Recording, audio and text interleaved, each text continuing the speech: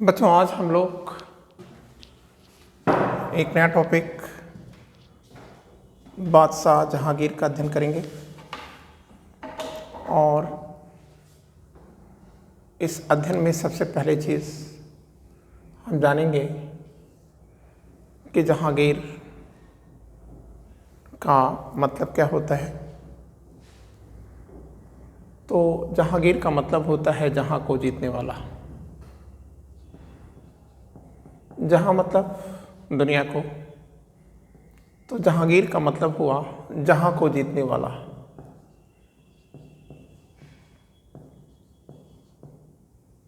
ठीक है, जहां को जीतने वाला। और लेकिन अब हम यहां जानेंगे कि जो इनका बचपन का नाम है वो क्या है। शेखू बाबा उर्फ सलीम भी इनको कहा जाता है। क्यों कहा जाता है? एग्जैक्टली इनका जो जन्म हुआ था वह 30 अगस्त 1569 को कहाँ पर हुआ है इनका जन्म? आप कहेंगे कि सर फतेहपुर सीकरी में शेख सलीम चिश्ती का खानकाह था। इसी खानकाह में, खानकाह की एक कुटी हट में इनका क्या हुआ है? जन्म हुआ है। ठीक है, इसीलिए इनको प्यार से अकबर शेखू भी कहते हैं और सलीम भी कहते हैं। लेकिन ये जब बड़े हुए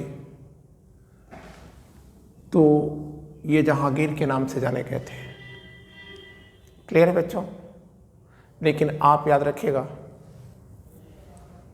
इस बादशाह का नाम क्या है जब वो बादशाह बनते हैं। तो जब बादशाह बनते हैं तो वो किस नाम से वो बादशाह बनते हैं? नूरुद्दीन मोहम्मद जहांगीर बादशाह गाजी के नाम से बनते हैं। नूरुद्दीन मोहम्मद जहांगीर बादशाह गाजी के नाम से वो हिंदुस्तान के तख्त और ताज पर आसीन होते हैं। अब बात आती है कि इनका पढ़ाई लिखाई क्या है। तो आप कहेंगे कि देखिए 1573 में इनका खतना हुआ था और 1573 में खतना हुआ और खतना के बाद इनकी पढ़ाई शुरू हो रही है। और इनके जो शिक्षक हैं वो कौन हैं? अब्दुल रहीम खान खाना है। अब्दुल रहीम खान खाना इनके शिक्षक हैं और खान खाना से ही इन्होंने तुर्की सीखी है। कौन सी भाषा सीखा है? तो आप कहेंगे तुर्की भाषा को इन्होंने सीखा है। वैसे इनको कई भाषाएं आती थी, जैसे ये फारसी में भी अच्छा ज्ञान रखते थे, इनको हिंदी भी अच्छी आती थी। ठीक है, और इसके साथ साथ इन्हें इतिहास भी आता था और भूगोल भी ये जानते थे। क्लियर? लेकिन हमें ये भी याद रखना चाहिए, जिस शैक्षणिक क्षेत्र में ये सबसे ज़्यादा प्रवीण थे वह था चित्रकारी। और इनका जो काल है उसे चित्रकारी का स्वर्ण युग भी कहा जाता है।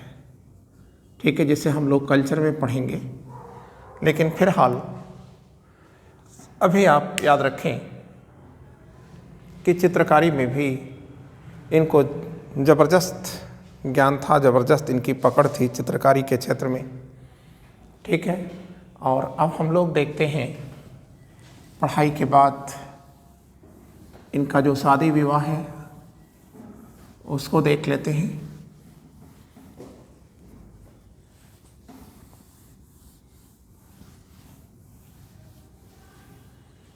तो बच्चों, अगर हम इनके विवाह की बात करें तो आप याद रखिएगा, इनका विवाह, पहला विवाह, वैसे तो विवाह इनके बहुत हैं, कहा यह जाता है, किताबों में ये मिलता है कि 316 उनकी जो है ये मतलब लड़कियां थीं जो उनके साथ चला करती थीं और उनके साथ उनके वैवाहिक संबंध जैसे व्यवहार भी थे। ठीक है ना। तो अब हमको याद रखना है कि इनका जो पहला विवाह होता है वो भगवान दास बेटी की से होता है। भगवान दास, आमेर के राजा भगवान दास की बेटी हैं। कौन है बेटी? मानबाई है। मानबाई, इसी मानबाई से इनका पहला विवाह होता है। ठीक है। और यह विवाह 1585 में होता है। ठीक है। और इसी विवाह से एक बच्चे का जन्म होता है जिसे खुसरो कहते हैं। और खुसरो को जन्म देने के बाद मानबाई को एक उपाधि मिल गई थी और वह उपाधि थी शाह बेगम की। क्लियर? लेकिन हम आगे की बात करें, यहाँ पर चैप्टर को क्लोज कर देना चाहेंगे कि यही शाह बेगम या मानबाई हैं जिन्होंने 1601 में इलाहाबाद के किले में अफीम के नशे में, ठीक है, अफीम खा करके इन्होंने, ठीक है, आत्महत्या कर लिया था। क्लियर? और अब हमें दूसरी बात करनी है। शहजादे की लाइफ में एक और लड़की का प्रवेश होता है और वह लड़की कौन है? अनारकली है। और यह अनारकली से वो विवाह नहीं कर पाते हैं क्योंकि अकबर इनका विरोधी है। अनारकली ने आत्महत्या कर लिया था और इसकी जो मज़ार है वह लाहौर में है और आज इसी के नाम पर वहाँ अनारकली बाज़ार है। और इस मज़ार पर, अनारकली के मज़ार पर जाने वाला पहला यूरोपियन विलियम फिच है। और यही वो मज़ार है जिस पर लिखा है, क़यामत के दिन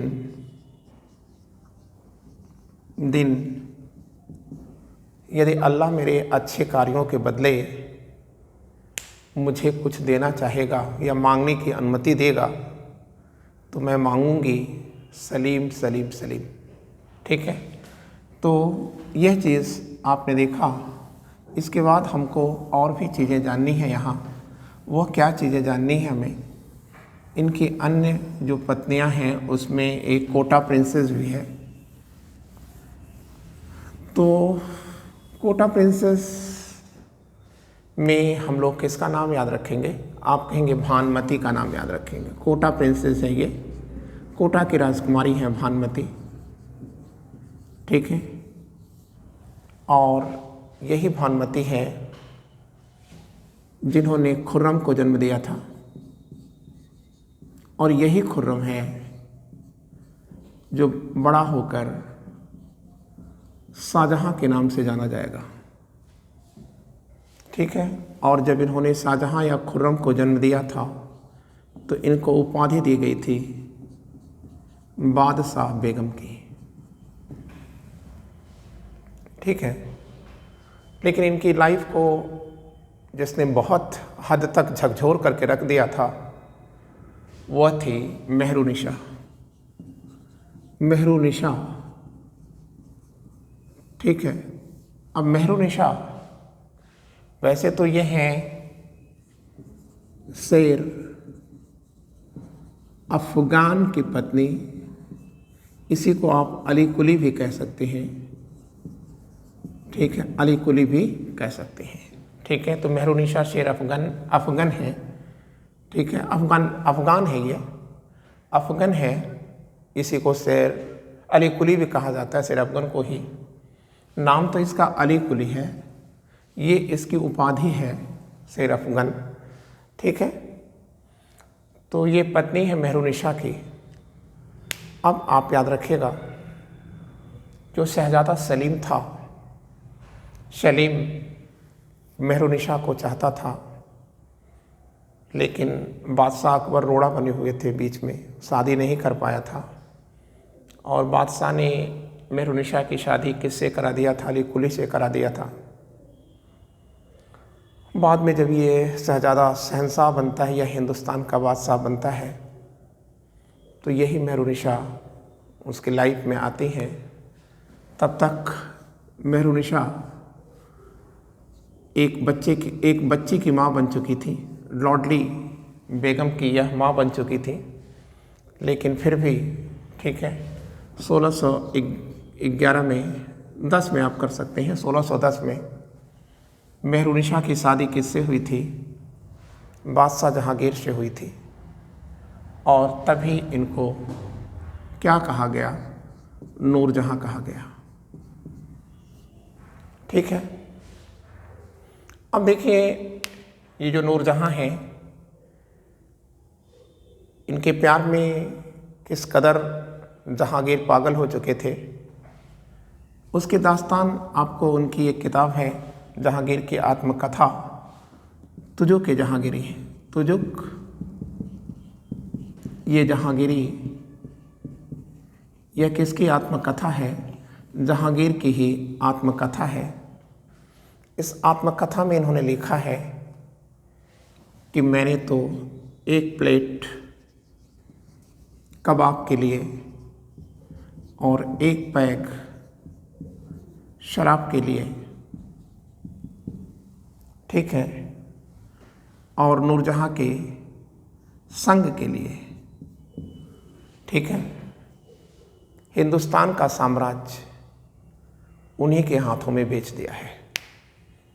मतलब ये एक अदनी सी लड़की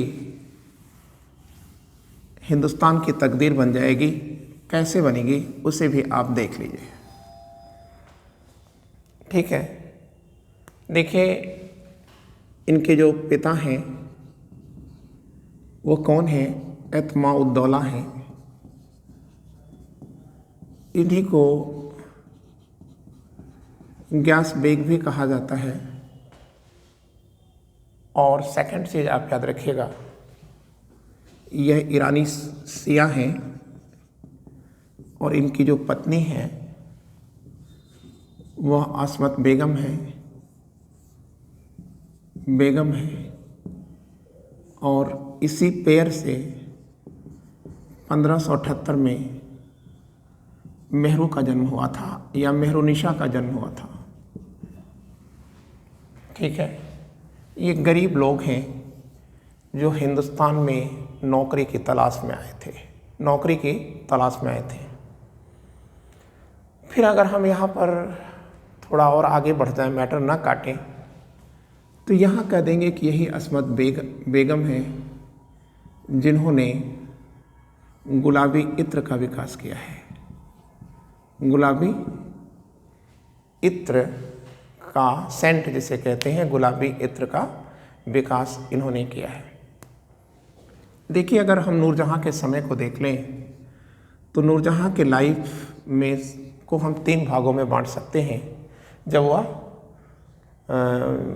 बेगम बन जाती है हिंदुस्तान की, तो 1611 से लेकर के और 1622 का काल, फिर 22 से लेकर 28 का काल, और 28 से लेकर 45 का काल, इतने भागों में बांट सकते हैं, ठीक है। देखिए, जो 1611 से लेकर के 1622 का समय है, इसको कहा जाता है नूरजहां गुट का काल। नूरजहां गुट का काल कहा जाता है। ये जो नूरजहां गुट है, इसमें कई लोग शामिल हैं। एक तो इनके पिताजी ही शामिल हैं, दूसरी तरफ इनकी माँ शामिल हैं, वह खुद शामिल है नूरजहां, ठीक है। इसके साथ साथ ये जो खुर्रम आप देख रहे हैं, शाहजहां, ये भी शामिल है इसी के अंदर, और नूरजहां के भाई आसफ भी इसके अंदर शामिल हैं, ठीक है। और यह दौर नूरजहाँ का चरमोत्कर्ष का दौर है। यह दौर में नूरजहाँ, ठीक है, झरोखा ये दर्शन पर आने लगी थी, मतलब एक देवी बन चुकी थी। क्लियर? झरोखा ये दर्शन पर आने लगी, एक देवी बन चुकी हैं। और इसके साथ साथ ये एक काम और भी करने लगी हैं। वो क्या कार्य करती हैं? तो बच्चों हमें ये भी याद रखना होगा कि सारे आदेश, सारी नियुक्तियाँ, सब कुछ इन्हीं के आदेश से होने लगते हैं। लेकिन जो 1622 से 28 का दौर है, यहाँ से नूरजहाँ का पतन शुरू होता है। ठीक है, क्लियर? और 27 में जहांगीर की मौत के बाद का जो दौर होता है, ये नूरजहाँ पेंशन पर निर्भर हो जाती है। ठीक है ना? नूरजहाँ किस पर डिपेंड कर जाती हैं? आप कहेंगे किस से? ये पेंशन पर निर्भर हो जाती हैं और 45 में ये मर जाती हैं। और इनकी जो बेटी है लॉडली, जिसे हिंदुस्तान का मालकिन होना चाहिए था, वह एक भिखारिन के रूप में रावी नदी के तट में, लाहौर में रावी नदी के तट पर ये मरी पाई गई थी। ठीक है, तो ये था बेगम नूरजहाँ। और अब जब आपने बेगम नूरजहाँ को पढ़ लिया तो बच्चों आपको ये भी याद रखना होगा कि नूरजहाँ खुद में नील का व्यापार करती थी। किसका व्यापार करती थी नूरजहाँ? नील के व्यापार से ये अपने नील के व्यापार से, और किससे आप कहेंगे, कपड़े के व्यवसाय से। और यह एक बहुत अच्छी कपड़े की डिजाइनर भी है, ठीक है।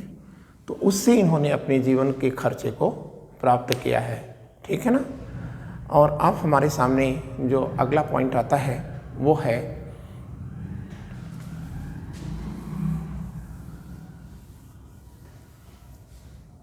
बादशाह के रूप में जहांगीर। ठीक है, तो देखिए बादशाह जहांगीर ये लिखा हुआ है।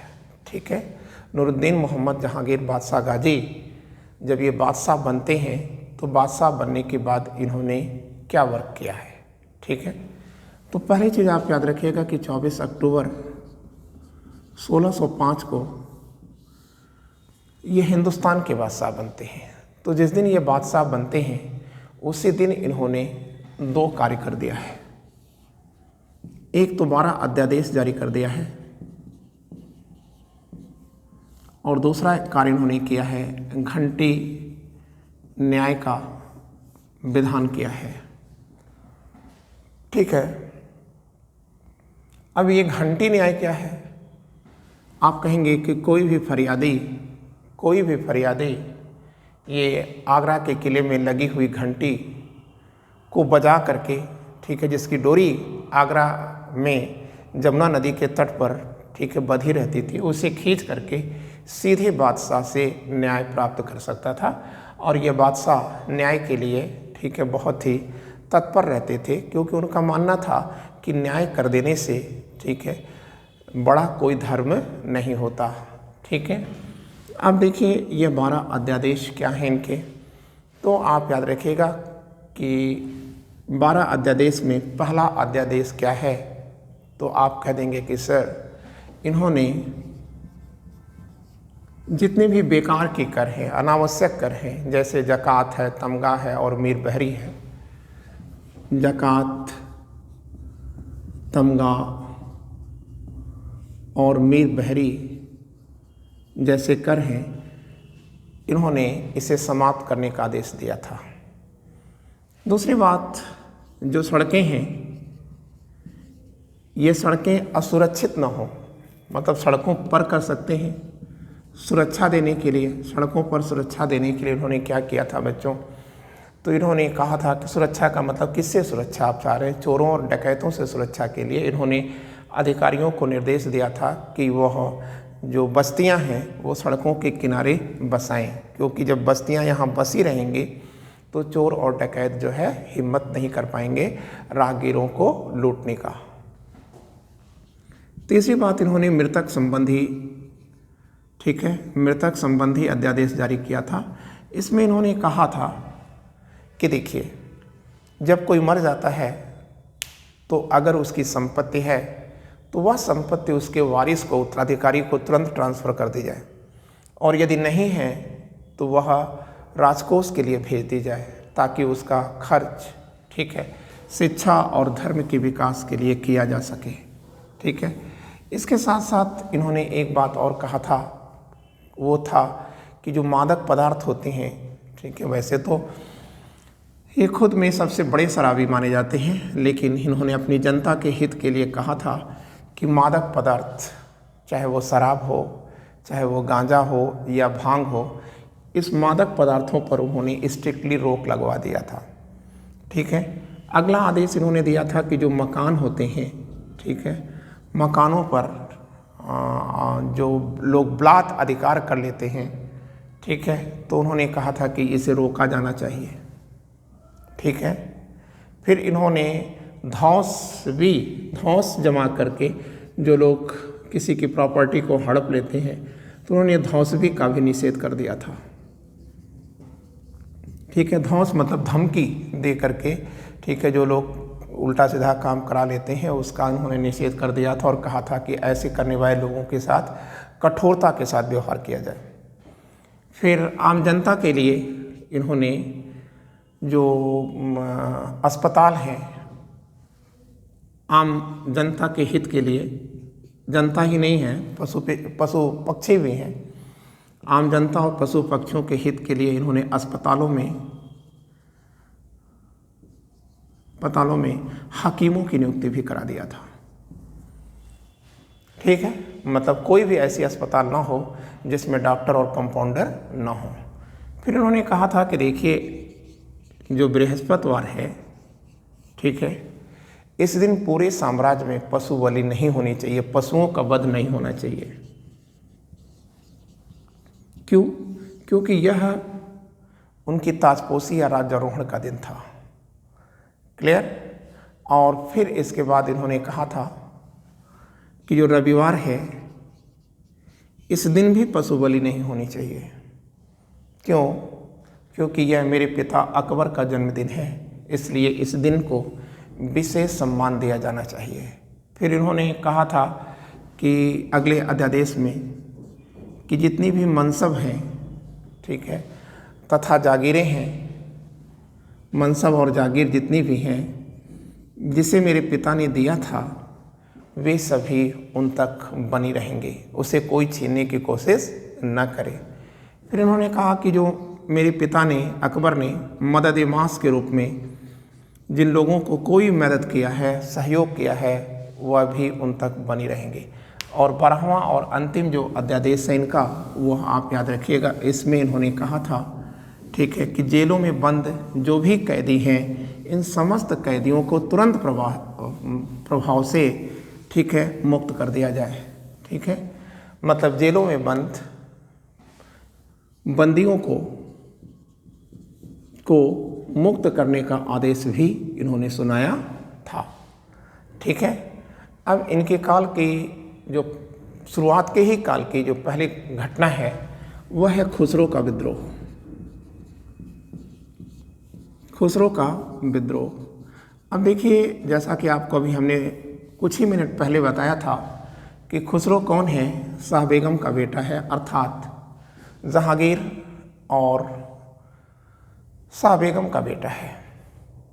हमने आपको अकबर पढ़ाते समय ये बता रखा था कि जो जहांगीर हैं, सलीम हैं, इन्होंने 1599 में और 1603 में अपने पिता के खिलाफ बगावत कर दिया था, मतलब अकबर के खिलाफ बगावत कर दिया था।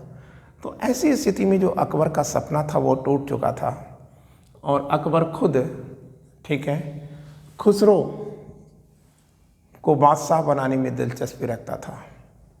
ठीक है, लेकिन बच्चों हमको याद रखना होगा कि खुसरो को बादशाह बनाने का जो षड्यंत्र रचा गया था, उसमें खुसरो के मामा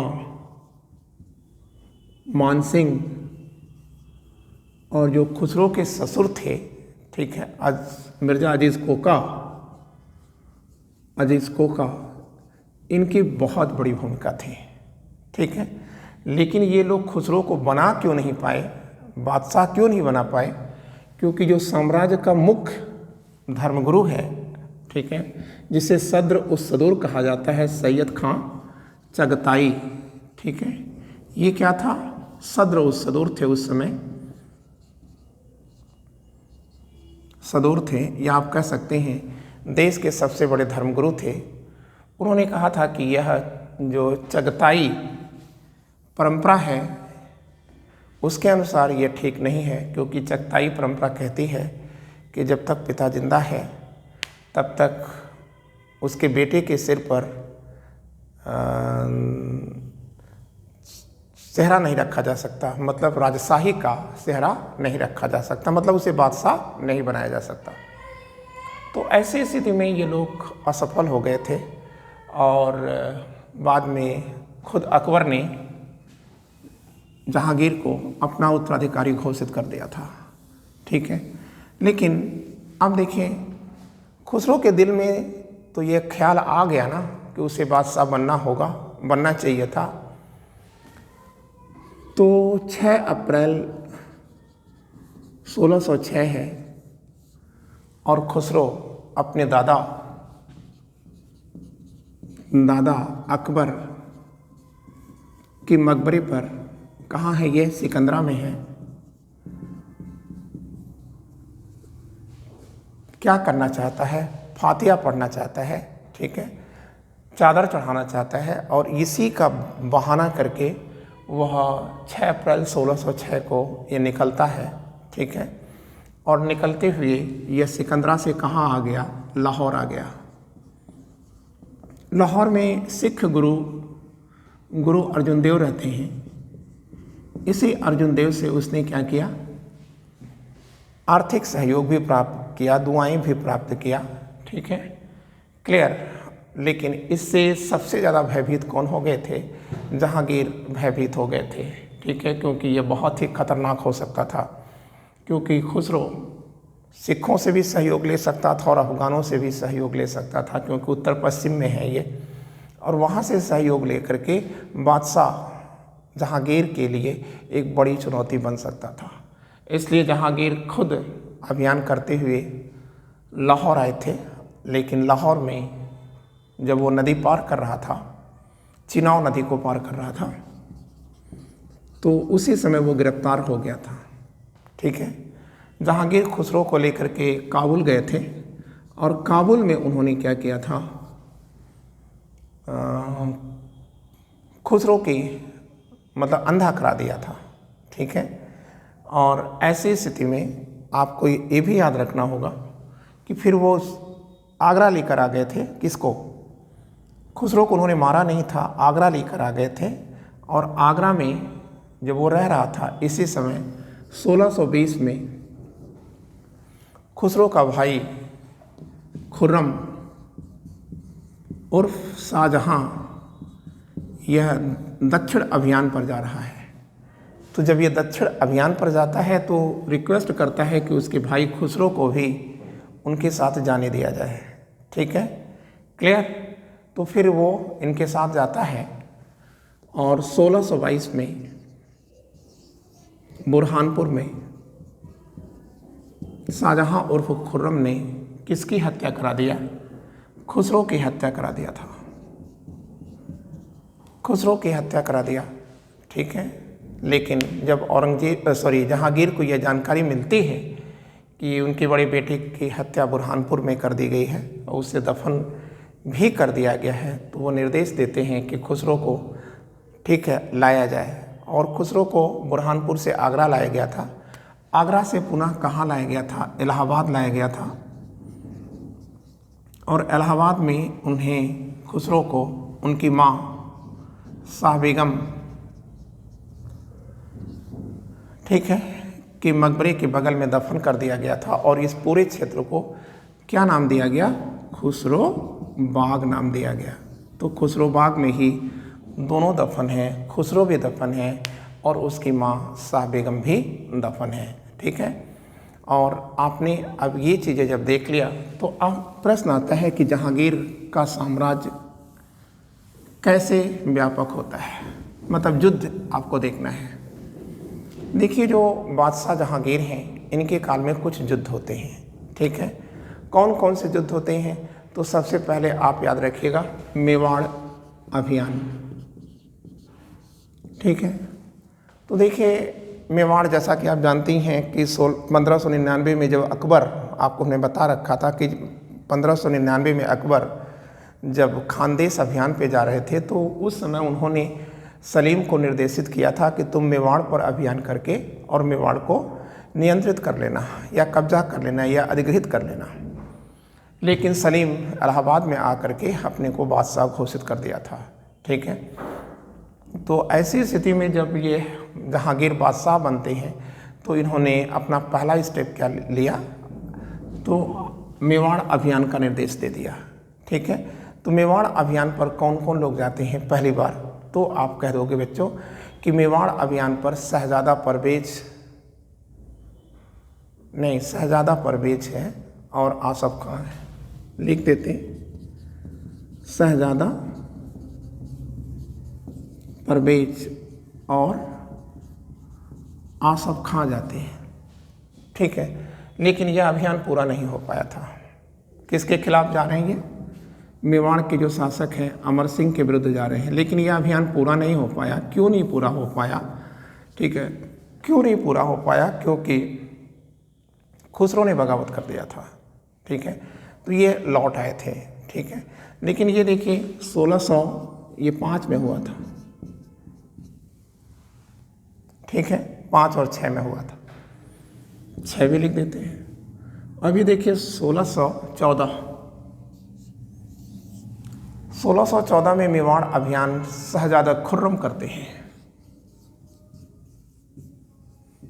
खुर्रम और अमर सिंह करते हैं और ऐसे स्थिति में अमर सिंह अपनी हालात को जान चुके थे कि वह खुर्रम को पराजित नहीं कर सकते और हार जाएंगे।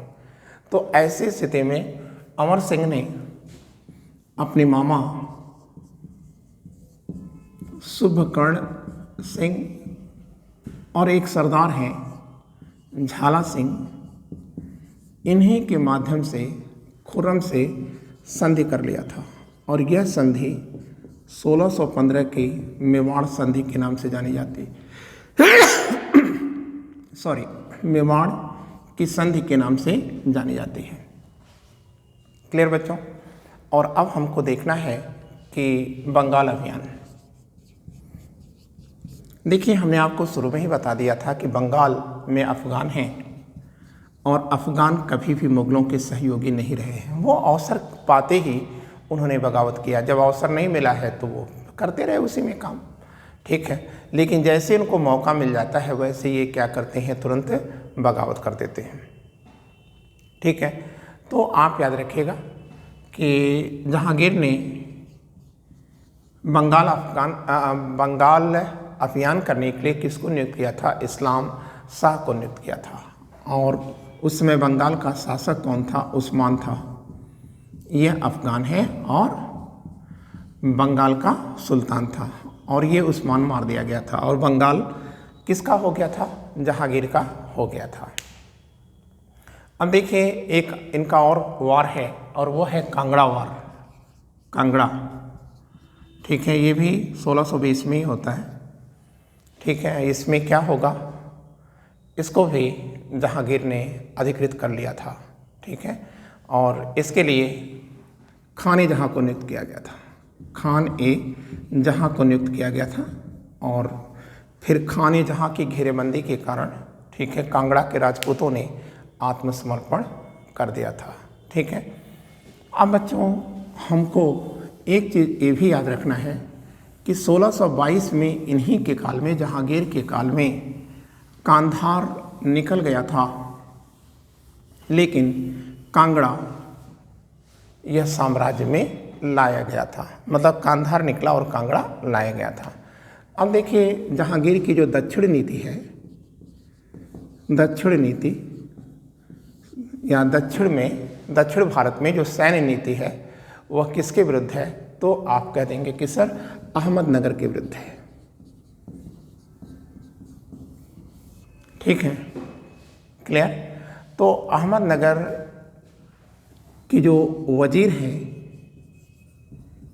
ये हैं मलिक अंबर, और मलिक अंबर ये इथोपिया के रहने वाले थे, और इथोपिया या अबिसिनिया भी कर सकते हैं आप, ठीक है, इथोपिया या अबिसिनिया के नाम से भी इसका पुराना नाम, ठीक है, सीनिया के ये रहने वाले थे। और पहली चीज़ आप याद रखेंगे कि भारत में गुरिल्ला युद्ध का जनक इन्हीं को ही माना जाता है, ठीक है, गुरिल्ला युद्ध का जनक इन्हें ही माना जाता है, ठीक है। तो बादशाह जहांगीर ने, ठीक है, सबसे पहली बार अब्दुल रहीम खान खाना को किसके विरुद्ध भेजा था? मलिक अंबर के विरुद्ध भेजा या अहमदनगर के विरुद्ध भेजा था, लेकिन खान खाना सफल नहीं हो पाए, ठीक है। फिर इसके बाद उन्होंने खाने जहां लोदी को और परवेज को भेजा था, ठीक है, मतलब खान जहां लोदी और उसके बाद शहजादे, इनके बेटे हैं शहजादे परवेज, इनको भेजा था इन्होंने, ठीक है। लेकिन बच्चों इस अभियान में भी, यह अभियान भी मुगलों का असफल रहा। अंत में खुर्रम को भी भेजा गया था, शहजादे खुर्रम को भेजा गया था मलिक अंबर के विरुद्ध, ठीक है ना। और खुद बादशाह जहांगीर भी मांडू में अपना कैंप स्थापित कर लिए थे, क्लियर ना। और इसी के बाद अहमदनगर में और मुगलों के बीच समझौता हुआ था, ठीक है ना, लेकिन विलय नहीं हुआ है। हमको एक बात याद रखना होगा कि खुर्रम को ही मांडू से, इसी विजय के उपलक्ष्य में, अहमदनगर की विजय के उपलक्ष्य में ही मांडू से खुर्रम को जहांगीर ने या पिता जहांगीर ने शाहजहां की उपाधि से विभूषित किया था, ठीक है ना, क्लियर है बच्चों। और अब हमको एक पॉइंट और जानना है, और वह पॉइंट क्या है? महावत खां का विद्रोह, ठीक है। देखिए जो महावत हैं ये कौन है? देखिए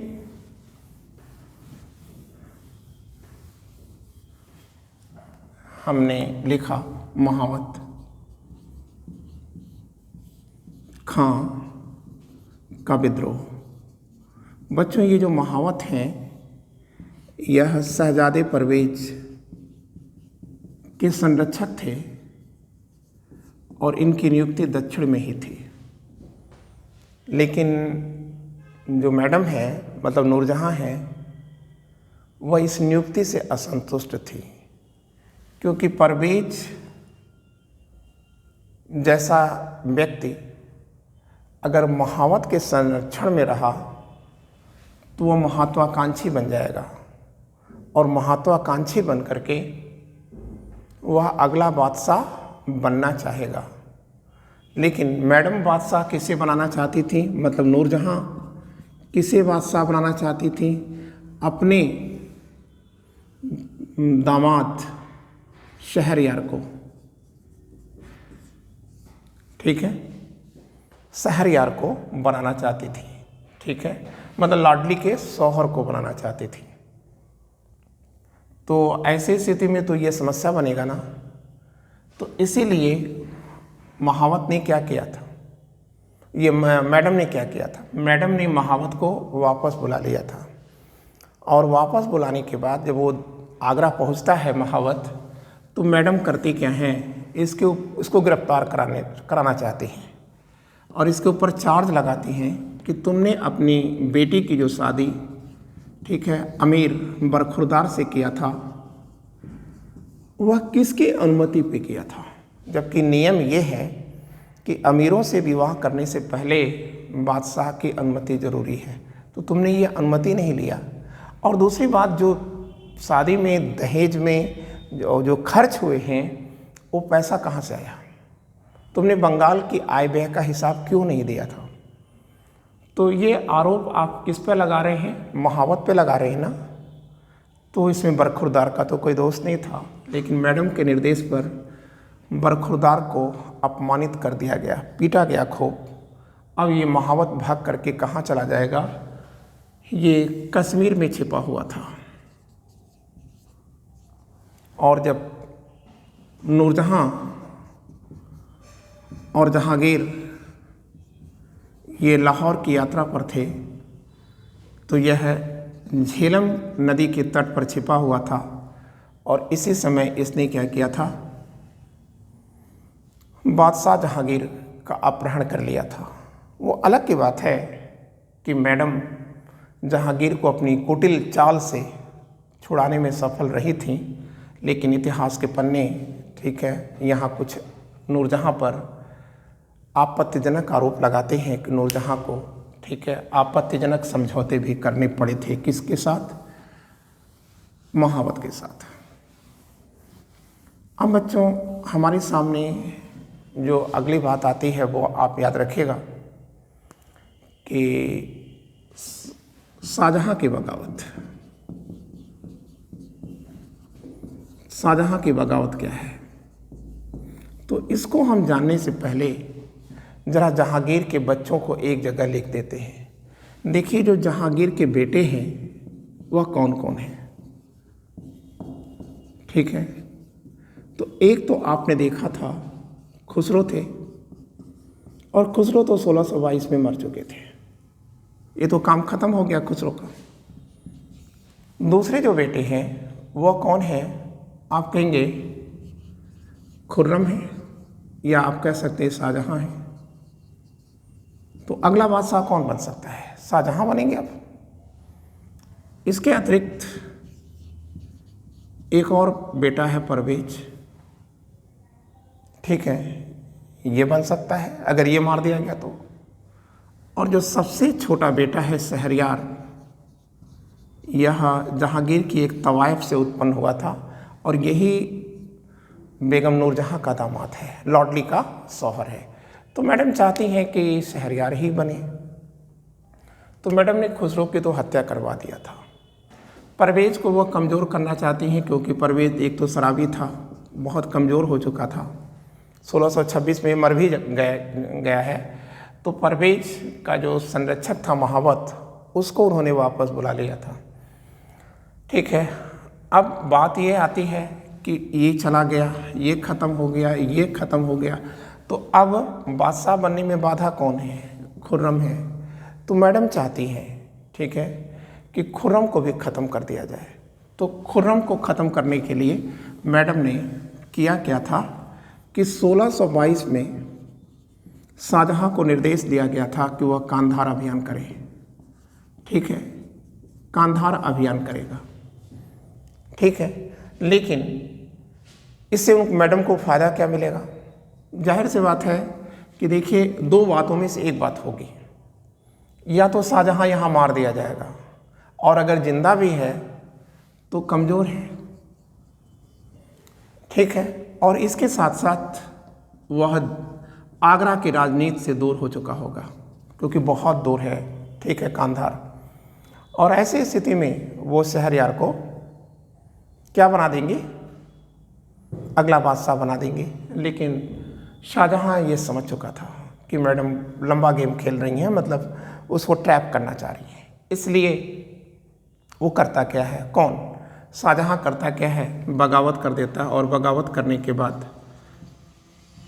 कर देता है, परंतु इलाहाबाद में उसे आत्मसमर्पण के लिए विवश होना पड़ा था। तो जब इसने आत्मसमर्पण किया था तो इसके दो बेटे थे। किसके? शाहजहां के दो बेटे थे। एक था बड़ा बेटा दारा शिको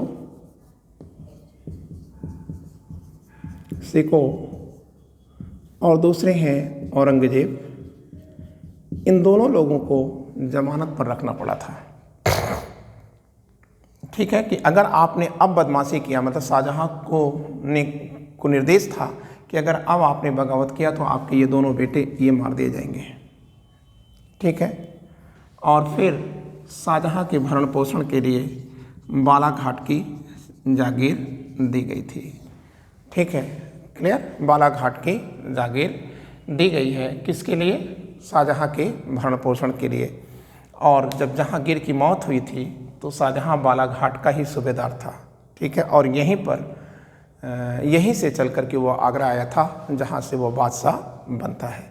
तो बच्चों, जो हमारा अगला टॉपिक होगा वो आप समझ रहे हैं कि वो हमारा अगला टॉपिक शाहजहां होगा, ठीक है। और आज इतना ही। थैंक यू बच्चों, विशिंग ऑल द लक।